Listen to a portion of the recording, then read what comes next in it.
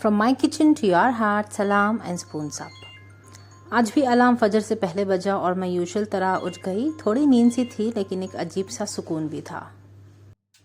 मैं दुबई में हूँ और यहाँ सब कुछ बाहर से बिल्कुल नॉर्मल लगता है। Roads clean, skyline bright, building shining at night, लेकिन अंदर से I feel more aware, more reflective. शायद जब दुनिया थोड़ी अनसर्टन लगती है तब रमदान और ज़्यादा मीनिंगफुल हो जाता है। Those few minutes before suhoor, अंधेरे में बैठकर नमाज पढ़ना, कोई लाउड नॉइस नहीं, बस क्लॉक की हल्की सी टिकिंग। उस वक्त लगता है दुनिया स्लो हो गई है।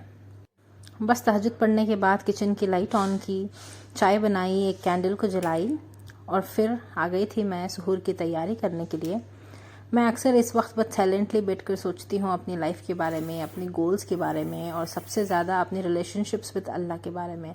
रमदान मुझे हर साल रीसेट कर देता है, बट इस साल का रीसेट थोड़ा डीपर लग रहा है। वक्त चाहे जैसा भी हो, लाइफ कीप्स गोइंग। तो चलिए आज हम बनाते हैं कुछ अच्छा सा सुहूर ताकि हमारा माइंड और सोल जो है थोड़ा सा रिफ़्रेश हो जाए।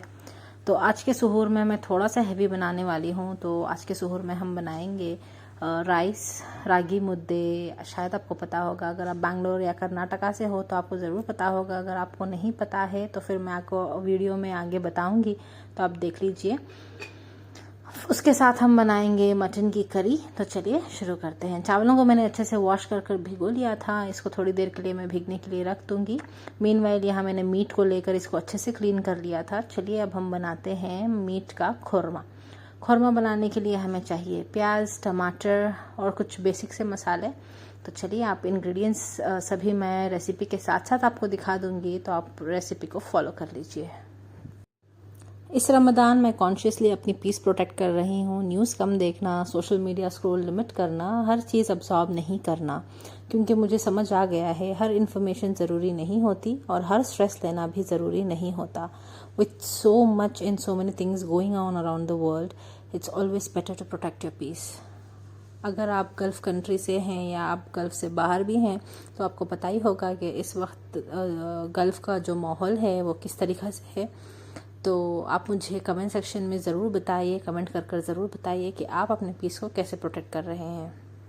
अच्छा चलिए जी, अब फोकस करते हैं रेसिपी की तरफ। तो खुरमा बनाने के लिए एक ब्लेंडर जार में मैंने ले लिया था एक मीडियम साइज़ की प्याज, 3 मीडियम साइज़ के टमाटर, थोड़ा सा ग्रेटेड नारियल और फिर बहुत सारी हरी धनिया की थोड़े से पत्ते हम ले लेंगे। उसको अच्छे से वॉश कर इसका एक फ़ाइन और स्मूथ पेस्ट बनाकर तैयार कर लेंगे। ये देखिए बिल्कुल इस तरीके की कंसिस्टेंसी से हमें इसका पेस्ट बनाकर तैयार कर लेना है, क्योंकि जो नारियल है ना वो थोड़ा सा हार्ड होता है ग्राइंडिंग करने के लिए, तो आप उसको अच्छे से ग्राइंड कर लीजिए। चलिए मीनवाइल चावलों को जो मैंने भिगो कर रखा था वो अच्छे से भीग गए हैं, उसको हम चूल्हे पर चढ़ाकर गैस को ऑन कर देंगे। चलिए अब हम बना लेते हैं खुरमा। खुरमा बनाने के लिए एक प्रेशर कुकर में हम डालेंगे ऑयल, फिर उसमें डालेंगे एक छोटी साइज़ की प्याज को मैंने स्लाइसेस में कट कर लिया था। उसको हम ऑयल में डालकर अच्छे से गोल्डन ब्राउन होने तक हम इसको भून लेंगे। जब तक प्याज ब्राउन हो रही है, चलिए अगर आप हमारे चैनल पर नए हैं तो प्लीज़ सब्सक्राइब कर लीजिए और बेल आइकॉन भी दबा दीजिए ताकि हमारे आने वाले सभी वीडियोस की नोटिफिकेशंस आपको मिलती रहे। ये देखिए प्याज अच्छे से गोल्डन ब्राउन हो गई है। चलिए अब हम इसमें डाल देंगे जिंजर और गार्लिक का पेस्ट। 1 टेबल स्पून जिंजर और गार्लिक की रॉ स्मेल जाने तक हम इसको अच्छे से भून लेंगे। इंग्रेडिएंट्स की डिटेल लिस्ट मैं डिस्क्रिप्शन बॉक्स में दे दूंगी, आप वहां से चेक कर लीजिए। ये देखिए जिंजर और गार्लिक अच्छे से भून गया है, इसकी रॉ स्मेल भी जो है वो चली गई है। अब हम इसमें ट्रांसफ़र कर लेंगे जो हमने मीट इसको अच्छे से वॉश कर ले लिया था, उसको हम इसमें डालकर इसकी अच्छे से 5 से 7 मिनट के लिए हम इसकी भुनाई कर लेंगे। ये हल्के से अपना कलर चेंज कर दें, हम तब तक इसको भूनेंगे। ये अभी पिंक है, हमें इसको हल्के से ब्राउनिश होने तक हमें इसको भून लेना है। चलिए साथ ही हम इसमें डाल देंगे नमक, ताकि मीट जो है हमारा वो ब्लैंड टेस्ट ना करे। नमक डालने से इसका फ्लेवर टेस्ट दोनों एनहांस हो जाता है। ये देखिए मीट को हमने अच्छे से भुना है बिल्कुल इस तरीके से। चलिए मीनवाइल हम चावलों को जो हमने रखा था उसको भी हम चेक कर लेंगे। चावल हमारे बन रहे हैं, इसमें अभी वक्त है तो हम इसको अच्छे से पकने देंगे। तो मीनवाइल यहाँ मैंने मीट को नमक डालने के बाद 2 से 3 मिनट के लिए इसको ढककर रख दिया था, ताकि इसका जो पानी है ना वो अच्छे से इसमें से निकल जाए और वो खुश्क हो जाए। ये देखिए मीट हमारा अच्छे से भुन गया है। तो हमने भुनने के लिए इसमें डाला था जिंजर गार्लिक का पेस्ट और नमक, तो इससे इसका फ्लेवर जो है वो बहुत ही अच्छा आता है। चलिए अब हम इसमें डालेंगे कुछ सूखे मसाले। सूखे मसालों में यहाँ मैं ले रही हूँ लाल मिर्च पाउडर, धनिया पाउडर, हल्दी पाउडर, बस इतने से ही बेसिक मसाले अभी हम यूज़ करेंगे। एट द एंड हम इसमें डाल लेंगे गरम मसाला और कसूरी मेथी, वो हमें लास्ट में डालना है। जब इसके सारे विसल्स आकर तैयार हो जाएंगी ना, तब लास्ट में हम इसमें डालेंगे गरम मसाला और कसूरी मेथी। चलिए मीनवाइल हम मीट को मसालों के साथ अच्छे से इवनली कोट कर देंगे। कोट करने के बाद हम इसमें ट्रांसफ़र कर देंगे जो हमने पीस कर मसाला रखा था वो वाला।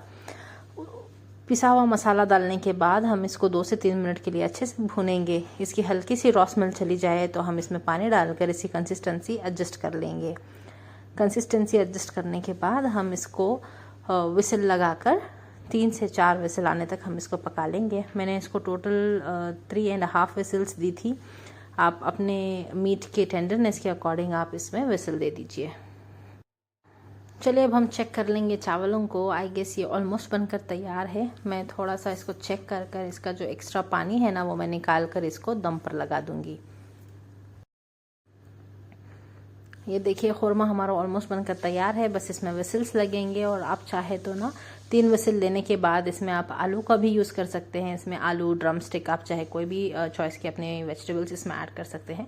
लेकिन बैंगलोर की तरफ ना मोस्टली इसमें आलू डलता है या फिर ड्रम स्टिक्स डलती हैं।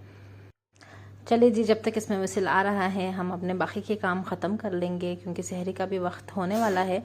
तो चलिए अब हम इन चावलों का एक्स्ट्रा पानी जो है वो निकाल लेंगे। निकाल कर हम इसको दम पर लगा देंगे। अच्छा चलिए जी, आप मुझे कमेंट सेक्शन में बताइए कि आप अपने सुहूर या सहरी में क्या बनाते हैं और क्या खाते हैं, और आप अपनी फैमिली को क्या खिलाते हैं, आप वो भी मुझे कमेंट सेक्शन में ज़रूर बताइए। ये देखिए चावलों का दम हो गया था। कुकर में 2 से 3 विसल तक आ गई थी। तो मैं इसको थोड़ी देर के लिए और ऐसे ही ना ढक्कन को बंद करके थोड़ी देर के लिए पका लूँगी जब तक ये पक रहा है। चलिए हम रागी मुद्दे, जिसको हम कहते हैं रागी बॉल या हिट भी कहते हैं, हलवा भी कहते हैं, आप इसको जो भी कह लीजिए, बस नाम चेंज हो जाएंगे लेकिन डिश तो वही रहेगी ना।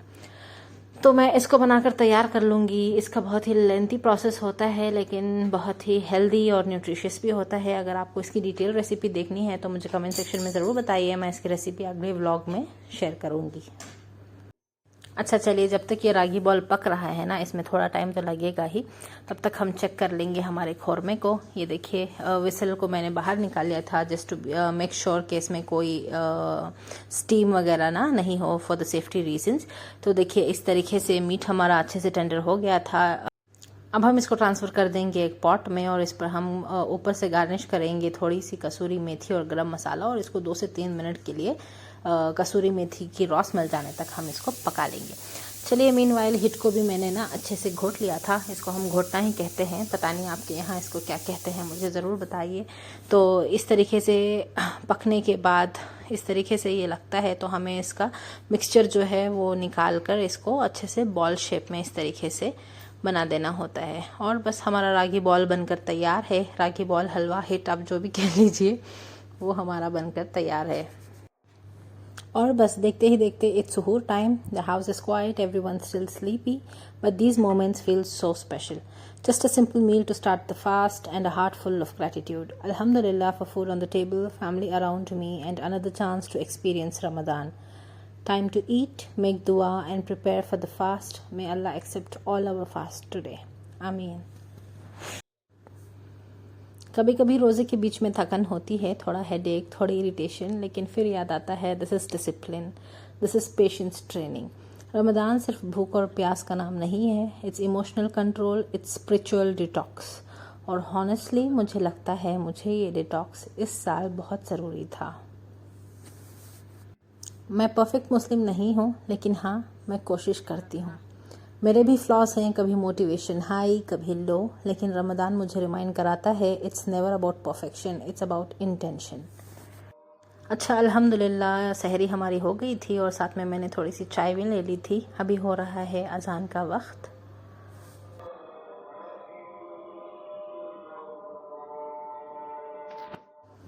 फजर में इस साल मेरी दुआस थोड़ी हैवी हैं। मैं सिर्फ अपने लिए नहीं मांग रही, मैं उन सब के लिए मांग रही हूँ जो मुश्किल वक्त से गुजर रहे हैं। कभी कभी इमाम की रेसिटेशन सुनकर आंखों में आंसू आ जाते हैं, शायद क्योंकि इस साल दिल ज़्यादा सॉफ्ट है। सजदे में एक अजीब सा सुकून मिलता है, जैसे दुनिया का नॉइस म्यूट हो गया हो और बस एक चीज़ क्लियर हो, अल्लाह इज़ इनफ। अच्छा, फजर पढ़कर मैं आ गई थी थोड़ा किचन में फॉर द पोस्ट सहूर क्लीनिंग। सहूर हो या इफ्तार, बस एक चीज़ जो कभी नहीं ख़त्म होती या कभी नहीं रुकती वो है किचन की सफाई। बस करते जाओ और करते जाओ। बट अल्हम्दुलिल्लाह for we can do this, we still have the capacity and capability to do this and keep our family and everyone around us happy. अल्हम्दुलिल्लाह फॉर दैट। अच्छा जी, चलिए हम फटाफट से अपना क्लीनिंग जो है वो ख़त्म करते हैं। ख़त्म करने के बाद देखते हैं फिर आगे क्या करना है।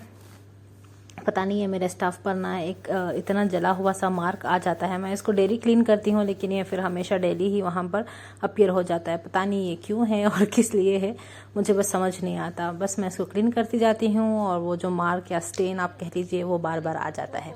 चलिए, इसी तरीके से मेरे पीछे की जो वॉल थी वो स्टफ टॉप और काउंटर टॉप दोनों मैंने अच्छे से क्लीन कर लिया था और बस हमारी किचन जो है वो अच्छे से साफ़ सुथरी हो गई है। And now the kitchen is again clean for the next day obviously. और बस जैसे मैंने किचन को क्लीन की, मैं आ गई थी बालकनी में to watch the beautiful sunrise beautifully. मुझे सनराइज़ देखना बहुत ज़्यादा अच्छा लगता है, तो चलिए आप भी इसको थोड़ा सा एंजॉय कर लीजिए। Meanwhile let's slow down, be present, protect our hearts. हर चीज़ कंट्रोल करना ज़रूरी नहीं होता, कभी कभी बस ट्रस्ट करना होता है। Even in uncertain times faith ही हमारा एंकर है और जब तक फेथ स्ट्रांग है हम ठीक हैं। See you in my next video. Until then stay safe, take care, Allah हाफिज़।